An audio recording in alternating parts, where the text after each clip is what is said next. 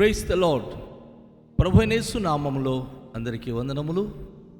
యేసయ్య మాటను ఈ కార్యక్రమాన్ని వీక్షించడానికి ప్రేమతో మిమ్మను ఆహ్వానిస్తున్నాం. ఈ దినము అపోస్తుడైన పౌలు రోమీయులకు రాసిన పత్రిక 8వ అధ్యాయము 12వ వచనం నుండి 17వ వచనాల వరకు మనము ధ్యానించుకుందాం. కాబట్టి సహోదరులారా, శరీరానుసారంగా ప్రవర్తించుటకు మనము శరీరమునకు రుణస్థులము కాము. మీరు శరీరానుసారంగా ప్రవర్తించిన యెడల చావవలసిన వారై ఉందురు గాని ఆత్మచేత శరీర క్రియలను చంపిన యెడల జీవించెదరు. దేవుని ఆత్మచేత ఎందరూ నడిపించబడుదురో వారందరూ దేవుని కుమారులై ఉందురు. దేవుని ఏలైనగా మరల భయపడుటకు మీరు దాస్యపు ఆత్మను పొందలేదు గాని దత్తపుత్రాత్మను పొందితిరి. ఆ ఆత్మ కలిగిన వారమై మనము అబ్బా తండ్రి అని మొరపెట్టుచున్నాము. మనము దేవుని పిల్లలమని ఆత్మ తానే మన ఆత్మతో కూడా సాక్ష్యం ఇచ్చుచున్నాడు. మనము పిల్లలమైతే వారసులము, అనగా దేవుని వారసులము, క్రీస్తుతో కూడా మహిమ పొందుటకు ఆయనతో శ్రమపడిన యెడల క్రీస్తు తోడి వారసులము. ప్రభునందు ప్రియమైన వాళ్ళారా, ఈ వాక్య భాగంలో చాలా విలువైన మాటలను అపోస్తుడైన పౌలు మనకు తెలియచేస్తూ ఉన్నాడు. శరీరానుసారంగా ప్రవర్తించడానికి మనం శరీరానికి రుణస్థులము కాము. ఎందుకంటే ప్రభువైన యేసుక్రీస్తు తన శరీరము ద్వారా మన రుణాలు ఆయన చెల్లించేశాడు. ఎంతకాలమైతే శరీరానికి పాప నియమములో మనం పడిపోయి జీవించామో అంతకాలము శరీరానికి మనము బానిసలమై ఉంటిమి, పాపమునకు దాసులమై ఉంటిమి. అయితే యేసుక్రీస్తు ప్రభువారు వచ్చి ఆ బానిసత్వం నుంచి మనల్ని విడుదల చేశాడు. తన ఆత్మ మనలో పెట్టాడు. మనము తనకు అంకితమై జీవించాలని. అందుకే శరీరానుసారంగా ప్రవర్తించిన యెడల చావవలసిన వారై ఉందురు గాని ఆత్మచేత శరీర క్రియలను చంపిన యెడల జీవించెదరు. యేసు ప్రభువారు వచ్చిన తర్వాత శరీరానుసారమైన జీవితానికి స్వాస్థి చెప్పి శరీరానుసారంగా ప్రవర్తించడానికి ఆయన ఏమాత్రం ఒప్పుకొనక పాప నియమములో శరీర స్వభావము అనేక సార్లు ఒత్తిడికి గురి చేసి చావవలసిన వారుగా మనుషులు ఉంచుతుంది కనుక దేవుడు అనుగ్రహించిన పరిశుద్ధాత్మ ఆయన ప్రతి ఒక్కరికి అనుగ్రహించి ఆత్మచేత శరీర క్రియలను చంపాలి అని ఆయన తెలియచేశారు. మనము ఆత్మచేత శరీర క్రియలను చంపినలా జీవించుదాం. శరీరము ఆత్మకు, ఆత్మ శరీరానికి విరుద్ధంగా మనం పోరాడే క్రమం ఉంది. ఏది చేయకూడదో శరీరం అది చేయమంటుంది, కానీ ఆత్మ ఆగు అది చేయకూడదు అంటుంది. ఈ ఆత్మ నియమానికి మనము లోబడాలి. ఎప్పుడైతే ఆత్మచేత శరీర క్రియలను చంపేస్తామో, కోరికలను చంపేస్తామో, అప్పుడు మనము దేవునిలో జీవిస్తాం. దైవికమైన ప్రజలుగా మనం బ్రతకగలుగుతాం. దేవుని వాక్యంలో మనం చూస్తున్నాం, దేవుని ఆత్మచేత ఎందరూ నడిపించబడుదురో వారందరూ దేవునికి కుమారులై ఉందరో. మనం దేవునికి కుమారులై ఉండడానికి పరిశుద్ధ గ్రంథంలో యేసును ఎంతమంది అంగీకరిస్తున్నారో, విశ్వసిస్తున్నారో వారు దేవునికి కుమారులై ఉంటున్నారు. దేవునితో సమాధానము కలిగి జీవించేవారు, సమాధానపరచువారు కూడా దేవునికి కుమారులై ఉండగలుగుతున్నారు.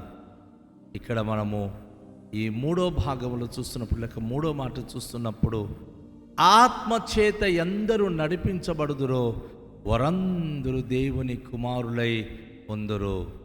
నా ప్రియ సోదరి సహోదరుడా, తన్ని అందరూ అంగీకరించారు వారందరూ దేవునికి కుమారులు అవుతున్నారు. సమాధానపరచువారు ధన్యులు, వారు దేవుని కుమారులు అనబడుదురు. దేవుని యొక్క కుమారులుగా జీవించే భాగ్యం కలిగి ఉంటారు. దేవునికి కుమారులుగా, దేవునికి కుమార్తెగా మనం జీవించినప్పుడు, తన ఆత్మ మనలో ఉండి మనకు నడిపిస్తున్నప్పుడు, ఈ లోకంలో మానవ రీత్యా మనం జీవిస్తూ ఉంటాము. కానీ దేవుని కుమారులు కుమార్తెలుగా ప్రజల మధ్య మనం ప్రభుకు మహిమ తెచ్చి బిడ్డలుగా జీవించగలుగుతాం.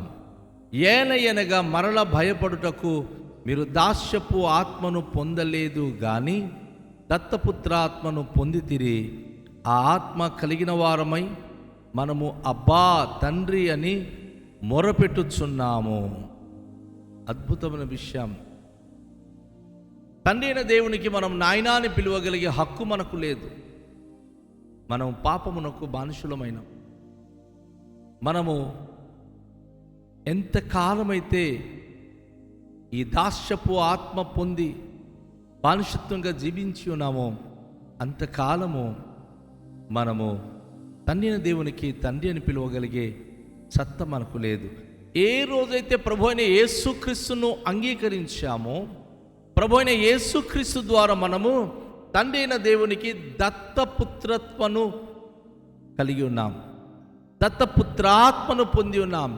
యేసు ప్రభు పంపిన పరిశుద్ధాత్మ పొందిన మనం అందరము దేవునికి దత్తత్తు చేయబడ్డాం. దేవుడు మనకు దత్తత్తు తీసుకున్నాడు. ఆ ఆత్మ కలిగిన వారమై మనము అబ్బా తండ్రి అని మొరపెట్టుచున్నాం. ఈరోజు నాయనా ప్రభువా తండ్రి అని ఇంత ధైర్యంగా ప్రార్థించగలుగుతున్నాం, మొరపెట్టగలుగుతున్నాం అంటే అది కేవలము నజరేయుడైన యేసుక్రీస్తు ద్వారా మాత్రమే.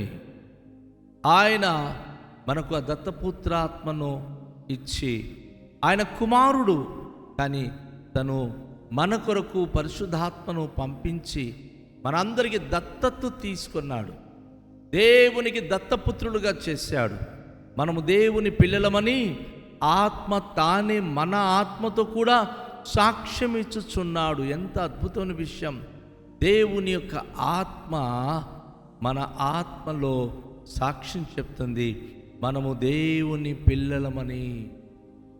దత్తపుత్రాత్మ గనుక మనం పొందకపోయి ఉంటే, యేసు ప్రభును గనుక మనం పొందకపోయి ఉంటే, మనము ఈరోజు తండ్రి నాయనా అని పిలువకపోయి ఉండేవాళ్ళము. కనుక ఆ ఆత్మ తానే మన ఆత్మలో కూడా సాక్ష్యం చెప్తుంది, మనము దేవుని పిల్లలమని. ఎంత అద్భుతమైన విషయం! దేవుడు ఎంత మహిమ గలవాడు! మనము పిల్లలమైతే వారసులము, అనగా దేవుని వారసులము. మనం ఎప్పుడైతే దేవునికి పిల్లలుగా జీవిస్తున్నామో మనము దేవునికి వారసులము. ఏమండి, ఎంత గొప్ప భాగ్యం అండి! క్రీస్తు ఆత్మ కలిగి, క్రీస్తును అంగీకరించిన బిడ్డలు క్రీస్తు ఆత్మ కలిగినప్పుడు అన్నిటికీ మనం వారసులమైపోతున్నాం. మనము దేవుని యొక్క వారసులము. ఈ సృష్టిలో యావత్ ఆయనవి. ఈ నింగి, నేల, సముద్రం సర్వస్వము దేవునివి. భూమియు అందులున్న సమస్తము యెహోవావే. అయితే ప్రభు అయిన యేసుక్రీస్తు ఈ లోకానికి వచ్చినప్పుడు నీటిపైన ఆయన నడిచి వెళ్ళిపోతున్నాడు. ఓడలో ఉన్నప్పుడు భయంకరమైన ఉప్పెన్నెలతో సముద్రము గర్జించి కలవరపడినప్పుడు సముద్రం ఆగు అన్నాడు, సముద్రము తన మాట విన్నది. గాలి ఆగు అన్నాడు, గాలి తన మాట విన్నది. ఈ ప్రకృతిలో దేనిని శాసించిన అది లోబడి అధికారము మన యేసయ్యకు ఉంది. ఎందుకంటే ఆయన దేవునికి అద్వితీయ కుమారుడు. ఇప్పుడు ఒకసారి ఆలోచించండి, మనము పిల్లలముగా తను దత్తత్తు చేసుకున్నాడు. మనము దత్తపుత్రులము. ఇప్పుడు దత్తత్తు చేయబడిన పిల్లలైన మనకు కూడా వారసత్వము, సమానమైన వారసత్వం మనకు కలిగింది. దేవుని వారసులం మనము. క్రీస్తుతో కూడా మహిమ పొందుటకు ఆయనతో శ్రమపడినలా క్రీస్తు తోడి వారసులము. ఈరోజు శ్రమలొద్దు, సింహాసనమే ముద్దు అనడానికి లేదు. క్రీస్తు శ్రమ పడ్డాడు కనుక ఎలాంటి శ్రమలు వచ్చినా నేను యేసు ప్రభు కొరకే జీవిస్తాను, నేను యేసయ్యతోనే బ్రతుకుతానన్న సరైన నిర్ణయము మన జీవితంలో కలిగి ఉండాలి.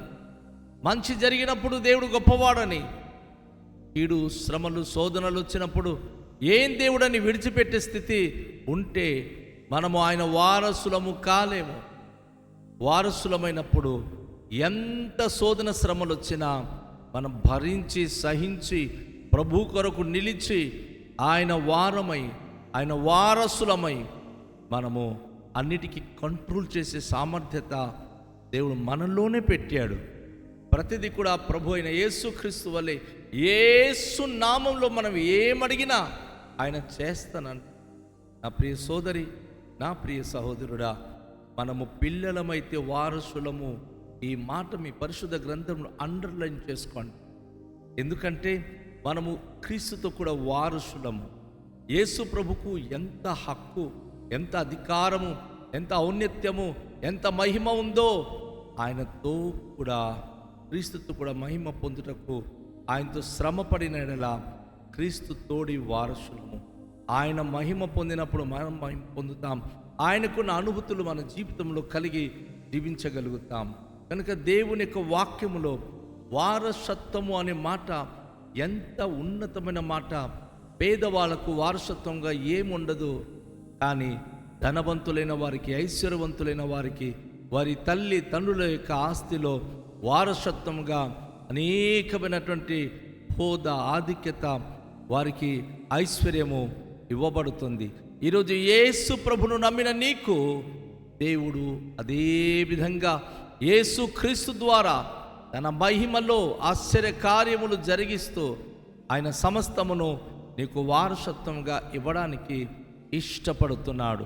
మరి ప్రభువైన యేసు క్రీస్తునందు సమస్తమును మనము వారసత్వంగా పొందుకొని ఆయనకు మహిమకరంగా జీవించడానికి మనం సిద్ధపడదామా? ఈరోజు మర్చిపోకండి, మనము దేవుని యొక్క వారసులము, క్రీస్తు తోడి వారసులము. మనము దేవుని యొక్క మహిమలో, యేసయ్య మహిమలో మనం కూడా మహిమ పొందడానికి ఎలాంటి శ్రమలు వచ్చినా సహించుకుందాం, ప్రభు కొరకు ఓర్చుకుందాం, ఆయన వారసత్వం కలిగి జీవిద్దాం.